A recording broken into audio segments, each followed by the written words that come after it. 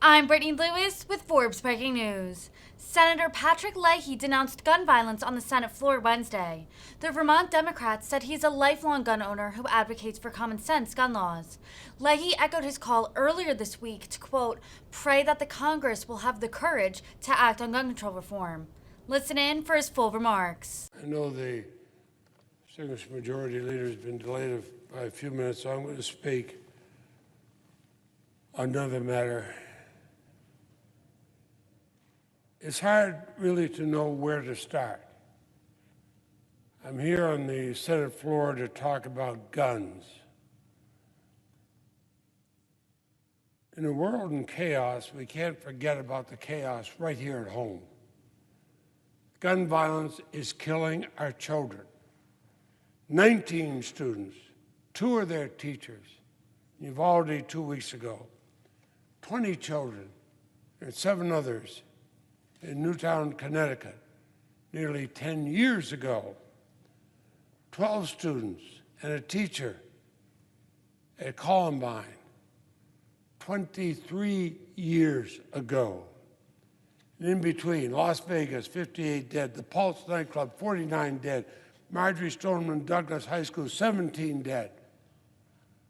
All victims of gun violence.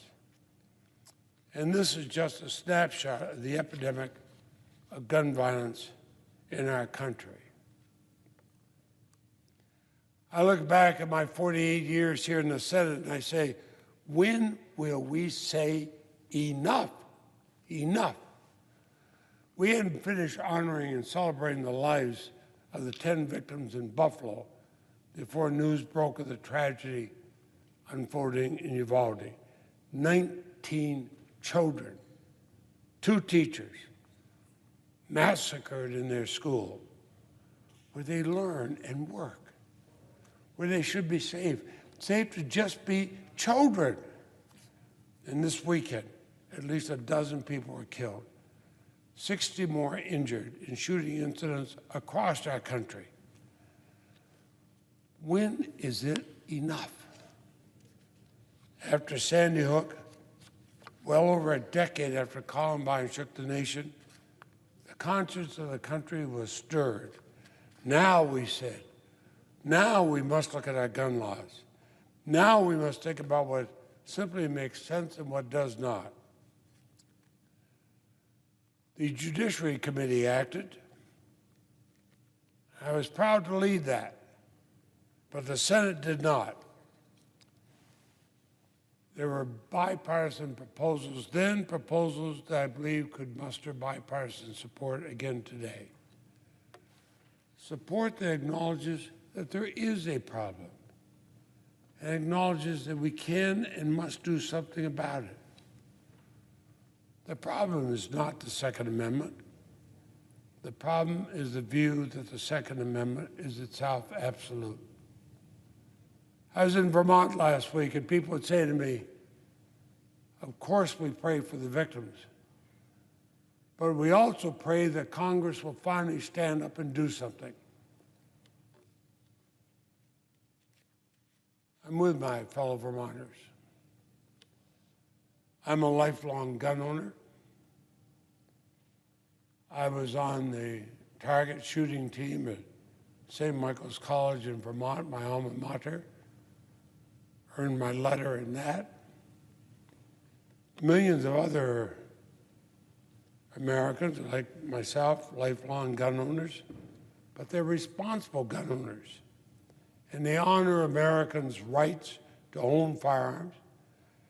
And they choose to own firearms to defend their families or to hunt, but not to commit battlefield-style murders.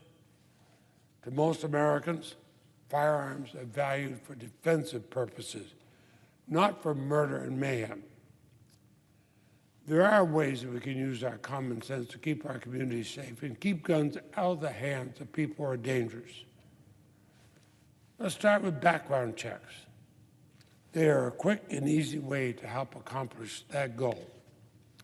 There is bipartisan support to require background checks for commercial firearms sales. Now, I think we should go further But we have to start somewhere. And commercial sales background checks are a good start. Background checks would help to bring common sense back into the discussion. And how about extreme risk laws, also called red flag laws? We should be encouraging more states to enact these laws that would allow loved ones or law enforcement agencies to petition a court for an order that would temporarily prevent an individual in crisis from accessing firearms. People who are in crisis and are a danger to themselves or others, they shouldn't have ready access to firearms, and that's just plain common sense. And then we have the question of straw purchasers. These are people buying guns on behalf of someone else. We've seen this where criminal gangs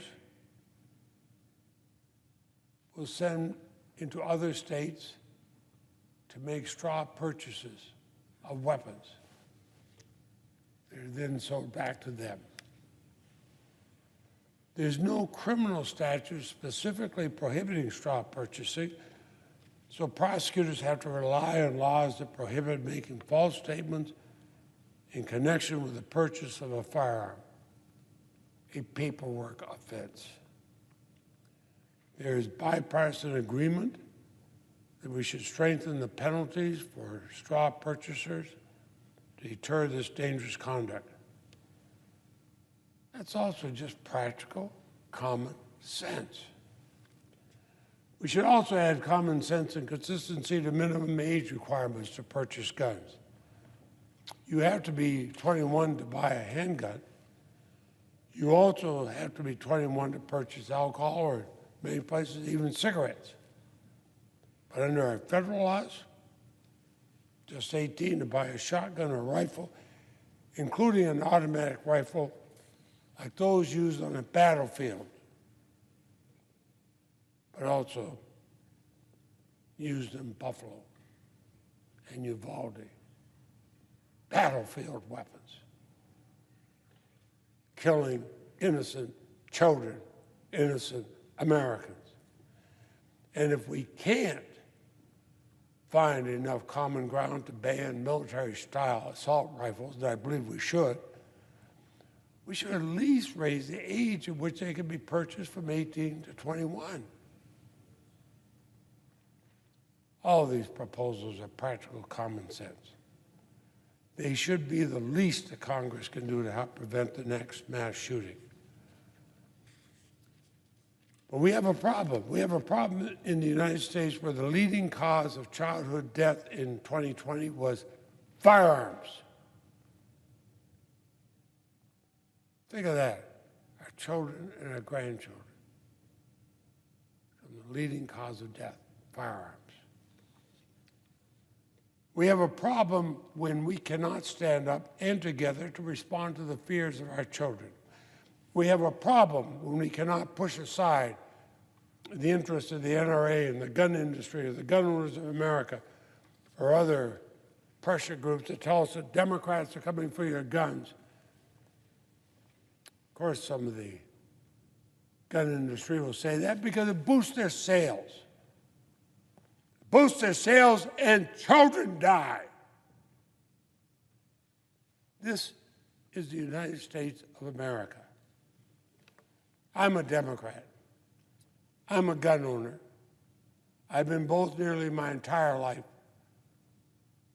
I've also been a prosecutor who prosecuted murder cases and went to death scenes at 3 o'clock in the morning, seeing the people who had been shot. I'm also a parent and a grandparent. I'm a United States Senator. I'm the Dean of the Senate. And I'm a proud Vermonter.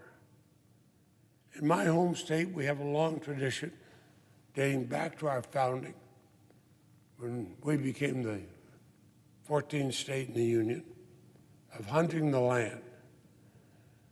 Ownership of our firearms is part of that. But I've also heard from more than 1,000 Vermonters since Uvalde, urgently telling me that something must be done. When is it enough?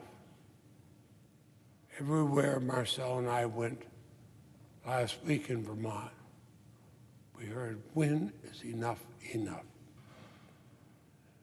I've spent months, or actually years, listening to my friends on the Republican side in Congress talk about protecting children.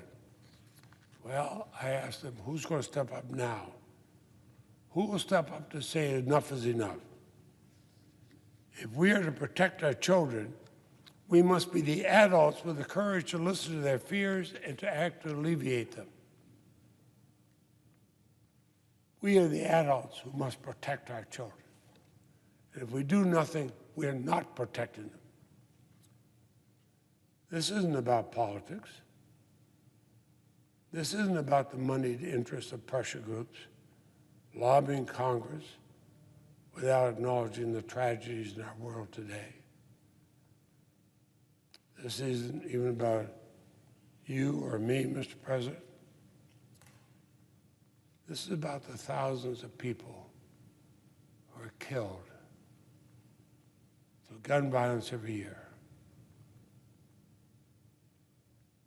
And the countless family members forced to sorrowfully move on in their absence, saying, why our family? Why our loved one? Why my parents? Why my children? Why my brother or why my sister? Why? In this, the greatest country on earth, with a horrific record of gun violence. This isn't about revoking the Second Amendment, but it's about applying practical, common sense safeguards to help mitigate the violence. Yet again, I ask, as I have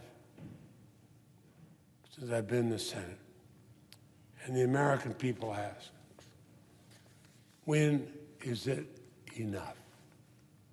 When is it enough?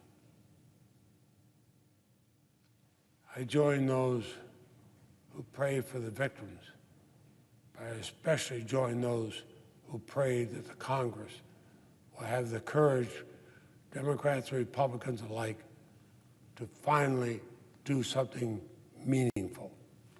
Mr. President, I yield the floor and I suggest the absence of quorum.